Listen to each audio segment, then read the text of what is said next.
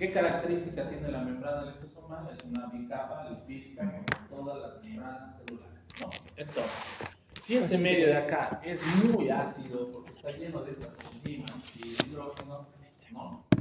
¿Por qué no degrada a la membrana lisosomal? Si es una bicapa lipídica. Porque si todo este componente ácido sería fuera de la célula, destruiría a todos los que encuentra a su paso, ¿no? Entonces, ¿cuál es la explicación que me podrían dar? ¿Por qué si es tan ácido no degrada su propia membrana si su membrana es una simple y cualunque bicapa lipídica? Porque no está degradado.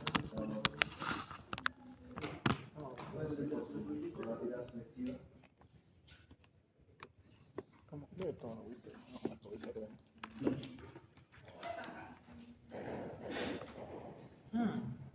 ¿Cómo lo puede? ¿Por qué? ¿Por qué? ¿Por qué no lo degrada? ¿A quién se le ocurre una idea? No sé, porque funciona como el estómago. ¿Sabes por qué? Porque tiene bicarbonato. Doctor,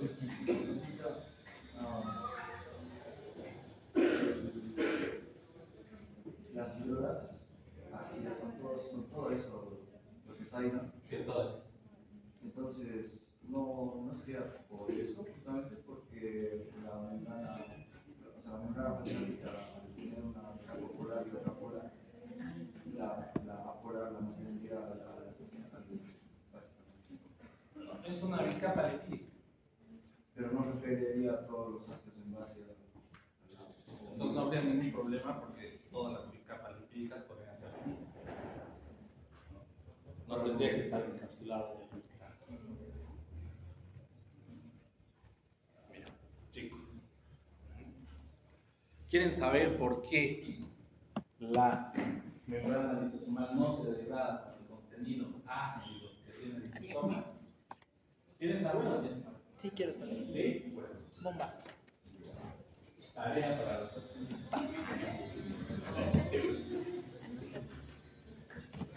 Entonces, cuando hay una alteración específica en los lisosomas, hay una serie de entidades conocidas como enfermedades de depósitos lisosomales.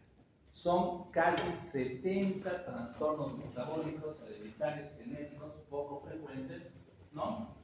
Que están vinculados, ¿no?, a esta respuesta subcelular que sería el catabolismo lisosomal, ¿no? ¿Alguien podrá nombrar alguna enfermedad de depósito lisosomal?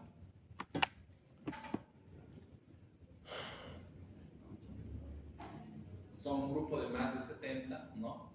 Imagínense, ¿no? Uno por cada 5.000 o 7.000 nacidos vivos, en algunos países y según la edad. La más conocida de todas estas es la enfermedad de Gaucher, ¿no? Es un depósito lisosomal más frecuente, ¿no?, a nivel mundial, ¿no? ¿Qué hace esto? Hay una alteración en lo que sería, ¿no?, la enzima que va a degradar los glucocerebrósidos, ¿no?, que son una especie de fosfolípidos y enzimas que tiene el tejido cerebral, ¿no? Cuando no existe la enzima específica para degradar esta molécula, ¿qué pasa? Hay una acumulación, ¿no? Entonces, a eso básicamente, ¿no?, explicando así la patogenia rápida de lo que sería la enfermedad de, ¿no?, es deficiencia. Si estamos hablando de glucocerebrósidos, es una deficiencia de la glucocerebrosidasa, ¿no?, de la enzima que degrada a esta molécula, ¿no? Entonces, ¿qué características va a tener? ¿No? Van a llegar, como se van a acumular esos glucocerebrósidos, van a llegar las células del sistema fagocítico mononuclear, las van a fagocitar y se van a ir acumulando en su citoplasma porque no tienen la capacidad de degradar esta molécula, ¿no? Básicamente, ¿no? Macrófago, glucocerebrósido, lo fagocita, pero no lo puede degradar y se va a acumular, ¿no? Y después esto se va a hacer, digamos, va a repercutir sintomatológicamente, ¿no? Con esplenomegalia, ¿no? Destruye los glóbulos rojos, ¿no? El dolor, fracturas o infecciones a nivel óseo, ¿no? Retraso grave, estrabismo, hipertonía y convulsiones a nivel cerebral y una cirrosis hepática, ¿no? Serían las alteraciones, ¿no? Acá les dejo un cuadrito de lo que sería la alteración lisosomal más frecuente. De las 70 o más que hay descritas, esta es la más frecuente. ¿Bien? Perfecto. Entonces, a ver, para la próxima clase, quiero que se aprendan una enfermedad lisosomal. ¿Bien? Que me digan su característica, ¿no? Sus características clínicas en cuanto a síntomas y signos y su característica histológica si la tiene. ¿Bien? Voy a pedir al azar y algunos de ustedes me va a decir, yo me he estudiado tal enfermedad lisosomal y es esta. ¿Bien? Perfecto. ¿Sí? ¿Se entendió o no se entendió? Inducción o hipertrofia del retículo endoplásmico liso. ¿Qué tiene por hipertrofia? Es un aumento de tamaño. Entonces es un aumento de tamaño de lo que sería, ¿no? El retículo endoplásmico liso, ¿no?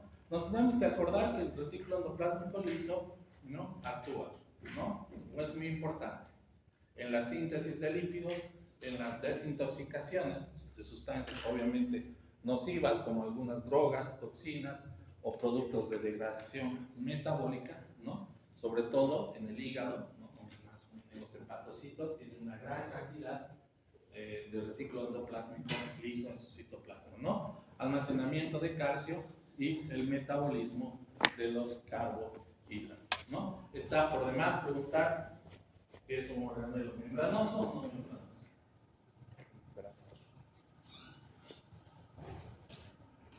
Membranos. Membranoso, ¿no? Y saben por qué se llama liso, ¿no? Porque es liso. Porque no es rugoso. Porque no tiene ribosomas adheridas a su membrana, ¿no? Es todo liso, por eso es retículo endoplasmico liso, ¿no? ¿Se acuerdan de esta estructura? En el músculo. Recuerden que el retículo plásmico liso en la célula muscular recibe otro nombre, ¿no? Que es el retículo sarcoplásmico, ¿no? Y tenía, ¿no? La membrana de la célula muscular, tenía estas invaginaciones que eran los túbulos T, que estaban alrededor o rodeadas de dos cisternas del retículo sarcoplásmico y formaban lo que era la famosa tríada, ¿no? Que era indispensable para la liberación de acumulación de calcio, ¿no? Y su posterior liberación para los procesos de contracción muscular, ¿no?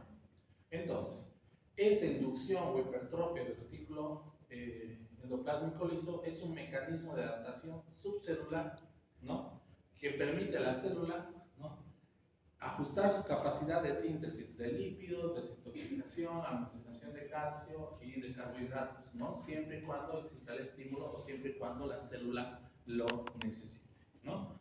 Es indispensable para mantener la homeostasis celular, ¿no? Y por demás está decir que es un proceso no continuo, dinámico, pero que es reversible, ¿no? Entonces, ¿cuándo una célula va a necesitar aumentar de tamaño o hipertrofiar su retículo endoplásmico liso? En caso de exposición a ciertos fármacos, ¿no? O toxinas de ciertos fármacos, ¿no? Cuando hay una intoxicación con algunos fármacos, para el proceso de desintoxicación es indispensable el retículo endoplásmico liso, entonces aumentan de tamaño, ¿no? Cuando hay, ¿no? Algunas hormonas, ¿no? Esteroideas pueden inducir, ¿no? Al desarrollo o a la hipertrofia del retículo endoplásmico liso, ¿no? Sobre todo cuando el organismo necesita producir más cantidad de hormonas a nivel, sobre todo, suprarrenal, ¿no? O testicular, Entonces, para compensar ese aumento en la demanda hormonal, ¿qué hacen estas células, tanto de la glándula suprarrenal como del testículo? Aumentan su cantidad de retículo endoplásmico, ¿no? Y como hemos dicho que tiene que ver mucho con el metabolismo de los lípidos y de los carbohidratos, también la dieta influye mucho en lo que sería la inducción del retículo endoplásmico liso, ¿no? Una dieta rica en grasas, ¿no? Hace que, ¿no?, las células intestinales, para favorecer la absorción y el metabolismo de estas grasas, ¿qué pasa? Aumenten, ¿no?, su capacidad o aumenten el tamaño de sus retículos endoplásmicos, ¿no? Acá les dejo una microfotografía, ¿no?, porque así se ve en microscopía electrónica lo que serían los retículos endoplásmicos lisos, ¿no? Entonces, generalmente, ¿no?, si hablamos de intoxicación por fármacos, los barbitúricos son los que mayor provocaban hipertrofia del retículo endoplásmico liso, ¿no? Los barbitúricos como el fenobarbital eran utilizados antes, sobre todo mucho antes, en lo que sería la anestesia, ¿no? Ahora hay otros fármacos, ¿bien? El alcoholismo crónico, ¿no?, la exposición a algunos plaguicidas o insecticidas con procesos de desintoxicación también hace que requeramos una hipertrofia del retículo endoplásmico liso, una hiperplasia de la glándula renal, cuando la glándula suprarrenal empieza a producir crea más células, entonces hay mayor producción hormonal, entonces hay un aumento en lo que sería el retículo endoplásmico liso. La colestasis, ¿no?, que es enfermedades donde hay una obstrucción al flujo de la bilis, ¿no? Entonces ahí también hay una hipertrofia del retículo endoplásmico liso, ¿no? Y en la hipertermia maligna, antes, tal vez ahora ya no se ve mucho, que era una reacción grave a ciertos anestésicos, podíamos ver esta inducción o hipertrofia del retículo endoplásmico liso, ¿no? Ahora no es tan frecuente esta alteración, ¿no? Entonces, les puedo poner, mencione 3 condiciones que produzcan la hipertrofia o inducción del retículo endoplásmico liso, ¿no? Voy a poner en el examen. ¿Ustedes qué contestarán? Voy a poner alcoholismo crónico, fármacos, no hiperplasia suprarrenal, colestasis, no plaguicidas o insecticidas. Cuando esta hipertrofia se mantiene por mucho tiempo, la célula pasa de un estado de adaptación ya a lo que sería un estado de estrés o lesión celular, ¿no? Esto siempre que la demanda de trabajo sobrepasa la capacidad de adaptación de la célula, ¿no? ¿Qué va a hacer esto? ¿No?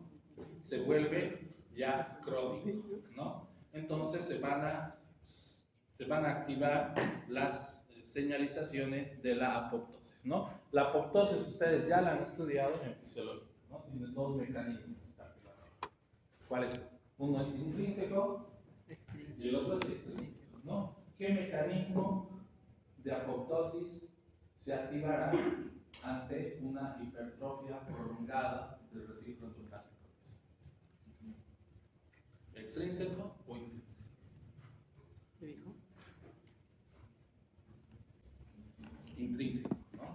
Si es propio de la célula, está dentro de la célula, ¿no? Entonces, ¿no?, ¿qué pasa? ¿No? Hay una formación de radicales libres y un daño oxidativo, ¿no? Entonces, el retículo endoplásmico liso, ¿no?, utiliza o al degradar, por ejemplo, ciertos medicamentos a través de esta enzima, citocromo P450, ¿no?, hace que ese proceso de degradación libere lo que serían los ROR o radicales libres, ¿no? Esa acumulación de radicales libres con el tiempo es nocivo para la célula y la célula termina muriendo, ¿no? Y la peroxidación lipídica, ¿no?, que estos mismos radicales libres, ¿no?, van a atacar las membranas de la propia célula o de otros organelos como la mitocondria y sobreviene la muerte celular, ¿no? ¿Qué alteraciones subcelulares encontramos en las mitocondrias, ¿no? Puede haber disfunción y cambios morfológicos, sobre todo lo vamos a ver en la apoptosis, ¿no?, porque sabemos que la mitocondria es fundamental para los procesos de apoptosis, ¿no? Podemos encontrar en ciertas patologías un aumento del número, tamaño y forma de la mitocondria, ¿no? Podemos encontrar mitocondrias extremadamente grandes, que son denominadas megamitocondrias, sobre todo en algunas enfermedades como las hepatopatías, ¿no? Y después tenemos las miopatías mitocondriales, ¿no? Que es una alteración morfológica, donde vamos a ver mitocondrias de crestas grandes, anormales y con depósitos de material cristaloide, como ven acá, ¿no? Todo esto, que es así grandote, enorme y deforme, ¿no? Es una mega mitocondria, ¿no? Y que tiene estos depósitos que acá se ven con microscopía electrónica, ¿no? Que son estos depósitos de material cristaloide, ¿no? Entonces, esto es un ejemplo de lo que sería una megamitocondria. ¿En qué patologías encontramos las megamitocondrias? Generalmente en hepatopatías, ¿no? Entonces, fíjense que hay un daño en la estructura de la mitocondria, en su membrana, en sus crestas, ¿no? Hay una disfunción mitocondrial, ¿no? Entonces se puede perder la capacidad de la mitocondria, ¿no? De generar energía o de recurrir a procesos como la apoptosis, ¿no? Y va directo a la célula, a la necrosis, ¿no? Es una alteración en la dinámica mitocondrial, ¿no? Lo que puede llevar a alteración de muchos de los organismos, ¿no? No solo del ámbito. Entonces, ¿cuáles son las consecuencias de las alteraciones mitocondriales, ¿no? Obviamente, lo primero que se nos ocurre es la reducción en la producción de energía, ¿no? Aumento en la producción de radicales libres y la activación de la apoptosis, ¿no? Todas las alteraciones mitocondriales se pueden ver en distintas patologías, ¿no? Acá les dejo algunas, ¿no? El Alzheimer, el Parkinson, la esclerosis múltiple, la arteriosclerosis, la artritis reumatoidea, el lupus eritematoso sistémico y las glomerulonefritis, ¿no? Que se caracterizan porque son patologías que en su entorno, en su fisiopatología, ¿no? Conlleva a una alteración mitocondrial, ¿no? Como es en el caso del lupus, ¿no? ¿Qué pasa? Hay un aumento de los radicales libres, ¿no? Hay una acumulación de mitocondrias o denominadas mitocondrias vacías, ¿no? Hay un aumento en los potenciales de membrana, ¿no? Y hay una activación también, ¿no? Extrusión del ADN mitocondrial, ¿no? Sabemos que una de las grandes características de la mitocondria es que produce su propio material genético, ¿no? Entonces, cuando se muere o pasa algo en la mitocondria, se rompe, se libera, lo que ustedes quieran, salen al citoplasma lo que serían fragmentos, ¿no? De ADN mitocondrial, ¿no? Y en el Alzheimer también vamos a encontrar una disfunción mitocondrial, ¿no? Que va a llevar obviamente a una deficiencia bioenergética en lo que sería, sobre todo, como dice acá, ¿no? El citocromo C y el complejo 4. Estamos hablando de lo que sería la cadena de transporte de electrones en la mitocondria, ¿no? Entonces, hay una alteración en la cadena de transporte mitocondrial o de electrones en enfermedades como el Alzheimer, por eso hay una deficiencia bioenergética, ¿no? Entonces, ¿no? Disminución, ¿no? Del complejo 4, nos referimos al eslabón, ¿no? Se acuerdan, ¿no? Que la cadena de transporte mitocondrial tiene muchos eslabones y muchas como pasos, ¿no? Y uno de esos será el complejo 4, ¿no? Hay una fragmentación mitocondrial, ¿no? Las mitocondrias no llegan a la sinapsis, aumentos de radicales libres y un daño en el ADN mitocondrial, ¿no? Son unas características que podemos encontrar dentro de muchas otras, ¿no? Por ejemplo, en el Alzheimer, ¿no? Las anomalías del citoesquelético como respuesta subcelular, ¿no? Si yo les digo citoesqueleto, ¿qué proteínas se les viene a la mente?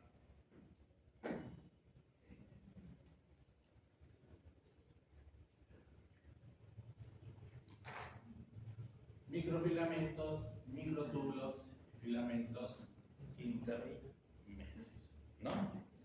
Entonces, en distintas patologías, como el Alzheimer también, por ejemplo, vamos a encontrar desorganización de los filamentos, rupturas filamentosas, formación de agregados del citoesqueleto fuera de la célula, ¿no? Alteraciones en las expresiones proteicas, ¿no? Porque no son más que cadenas proteicas de todo el citoesqueleto, y modificaciones, ¿no? Posttransduccionales, ¿no? Que quiere decir la fosforilización o la ubiquitinación, ¿no? ¿Qué se entiende por fosforilización de una proteína?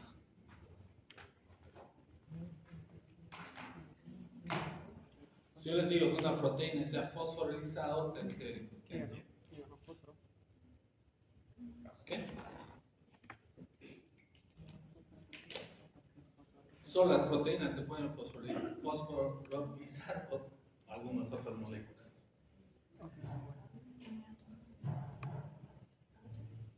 Si usted tiene una proteína, está compuesta de ¿qué? De aminoácidos, ¿no? Todos son aminoácidos, y los aminoácidos unos tras otros, ¿no?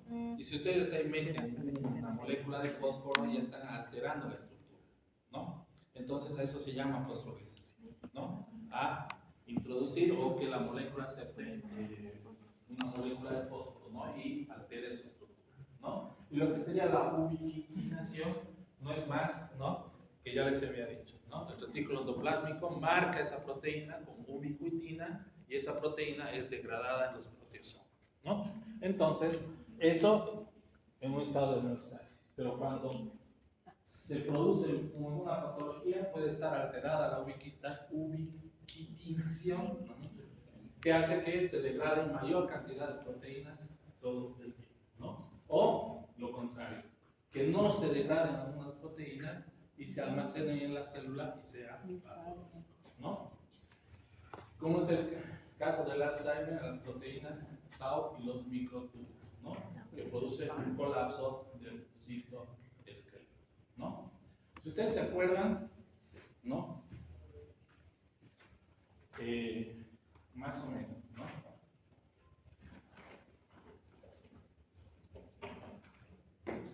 No soy muy bueno dibujando, pero si quieren, tenemos una neurona, ¿bien? Acá tenía sus dendritas y acá tenía su axón, ¿no? Y acá su terminación. ¿Qué tenía que viajar por el axón? El impulso eléctrico por la membrana. Y por el axón tiene que viajar todo lo que transmite, ¿no? Por ejemplo, los neurotransmisores, ¿no? Pero viajan ahí todos a través del axón, no. Lo hacen a través del citoesqueleto celular, que son microtúbulos, ¿no? Entonces, para que esos microtúbulos se ensamblen bien y funcionen como funcionarían las rieles de un tren, ¿no? Para que los neurotransmisores viajen a través de los microtúbulos, ¿no? Tiene que haber una proteína estructural que le da cierta estabilidad a los microtúbulos y esa es la proteína tau. ¿Bien? ¿Qué pasa en el Alzheimer? ¿No? Esta proteína tau es anómala, no se produce y entonces, ¿qué pasa acá? ¿No? Se acumula, no se degrada y esta neurona pierde su funcionalidad porque ya no puede, ¿no? Ya no pueden transcurrir por ella, por ejemplo, los neurotransmisores, ¿no? Y esa es, por ejemplo, una alteración del citoesqueleto celular en enfermedades como el Alzheimer, ¿no? Fíjense, acá tenemos una neurona, ¿no? Cuerpo neuronal, y todo lo que rodea, que serían axones y fibras de mielinas, está todo degradado, ¿no? Como pueden ver, es como una red, todo así como rota, ¿no? Esa es una característica del Alzheimer, junto al depósito de otras proteínas, como sería la proteína amiloide, ¿no? Entonces, es una alteración. También podemos, aparte de encontrar una disfunción mitocondrial, una alteración del citoesqueleto, ¿no? Lo mismo, ¿no? En la cirrosis hepática, ¿no? Hay una alteración en los filamentos intermedios de las células del hígado, se dañan y quedan aglutinadas en las células, ¿no? Y producen los hepatocitos en vidrio esmerilado o producen hepatocitos con depósitos de cuerpos de Mayo, como ven acá, ¿no? Dentro del hepatocito todos granulitos, ¿no? Es una alteración. En la cirrosis hepática también encontramos una alteración en el citoesqueleto de la célula, ¿no? Hasta llegar, obviamente, a lo que sería una cirrosis hepática, ¿no? Entonces, ¿no? ¿Qué daños vamos a encontrar o qué anomalías del citoesqueleto? ¿Qué mecanismos van a causar anomalías en el citoesqueleto, ¿no? El estrés oxidativo, el daño en el ADN, la inflamación y algunas toxinas específicamente que actúan sobre el citoesqueleto, ¿no? Y recuerden que si bien el citoesqueleto le da forma a la célula, le ayuda a transportar sustancias, una de las funciones fundamentales del citoesqueleto se ve en la división celular, en la mitosis, ¿no? Y acá les dejo muchas patologías asociadas a lo que sería, ¿no? Las disfunciones del citoesqueleto, la esclerosis múltiple, Parkinson, fibrosis quísticas, enfermedades cardíacas, de cáncer, ¿no? Acá un ejemplo, ¿no? De lo que sería, ¿no?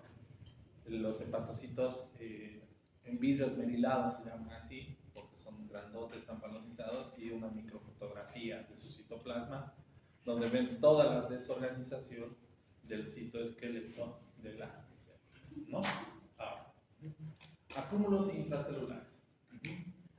Entonces, son acumulaciones anormales de diversas sustancias dentro de las células, ¿no? Estas pueden ser de naturaleza variante, incluyendo lípidos, proteínas, pigmentos, ¿no? Incluso minerales, ¿no? Pueden ser tanto de origen exógeno o endógeno, ¿no? Entonces, ¿no? ¿Qué puede acumular la célula en su citoplasma? Ya lo había dicho, ¿no? En casos de esteatosis hepática, puede acumular un hepatocito grasa, ¿no? En su citoplasma, ¿no? Entonces, acúmulo de lípidos, ¿no? Entre algunas alteraciones subcelulares pueden verse acúmulos de proteínas, ¿no? Por ejemplo, en este glomérulo se acumula lo que sería el beta amiloide, ¿no? Y es una enfermedad conocida como amiloidosis, ¿no? Para ver, si bien en la hematoxilina y eosina lo vemos así todo rosadito, para detectar esta proteína se hace una tinción que se llama rojo Congo, que se ve en un vidrio polarizado, en un microscopio polarizado, y fíjense cómo se tiñen de este color medio verde, brillante, los depósitos de beta amiloide. Bien. Acúmulos de carbohidratos. En algunas enfermedades raras, como la glucogenosis, ¿no? Donde se acumula el glucógeno en las células, ¿no? Fíjense, hacen que su citoplasma se ensanche, sea mucho más claro, no tenga afinidad por la tinción y, ¿no? Produzcan una alteración. También la célula produce algunos pigmentos propios que se pueden ir acumulando, ¿no? Son pigmentos endógenos, como en este caso, ¿esto qué es? Un tumor conocido como melanoma, ¿no? Que tiene la capacidad de producir un pigmento denominado que melanina, ¿no? Que se acumula en las células neoplásicas en este caso, ¿no? Por eso se tiñen así todas de oscuro, porque están con pigmento acumulado en su citoplasma, ¿no? ¿Qué es esto? Un tatuaje, ¿no?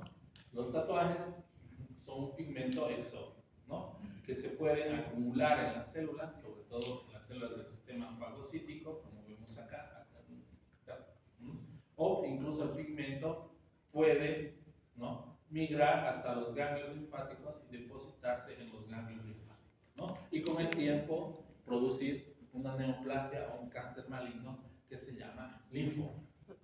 ¿Bien? ¿Quiénes acá tienen tatuajes? No, nadie tiene tatuajes. O háganse revisar siempre, porque algunas alteraciones como la hemocromatosis hace que, ¿no? La célula tenga alteraciones en el metabolismo de hierro y se acumule, en este caso, en la médula ósea, ¿no? Esta tinción se llama tinción de Peirce y se puede ver cómo, ¿no? Estas áreas azules, esos puntitos azules son la acumulación acumulación de hierro en la médula ósea, ¿no? También, ¿no? Cuando se rompe un glóbulo, muere un glóbulo rojo y libera su hemoglobina, vienen células y se las fagocitan y acá encontramos, ¿no? Lo que serían los famosos hemosiderófagos, ¿no? Que van a fagocitar la hemoglobina. En este caso en el tejido, ¿no? Que puede ser en un proceso inflamatorio, granulomatoso, o en algunas enfermedades como la, ¿no? Hemorragia alveolar difusa que vemos acá, ¿no? Se rompen los glóbulos rojos, van los fagocitos, fagocitan esa hemoglobina, se queda ahí y al final tienen un pigmento, ¿no? Oscuro como vemos ahí, ¿no? Y esto que es la histología de un pulmón normal, ¿no? ¿Sí? Vaso sanguíneo, portillo terminal, ¿no? Los alveolos, como ven acá, todo lindo, hermoso, ¿no? Versus este pulmón, ¿no? Es conocido como el pulmón negro o antes conocido como la silicosis, ¿no? Que es también un depósito celular, pero de tipo exógeno. Ojo, ¿no? Que este pigmento se llama pigmento antracótico, ¿no? Que era muy común ver en los mineros, ¿no? Pero también se ve mucho en los pacientes que fuman, ¿bien? Entonces, ¿bien? Y nada más. Por hoy terminamos, ¿ok? La siguiente clase nos vemos con lo que sería necrosis y apoptosis, ¿ok?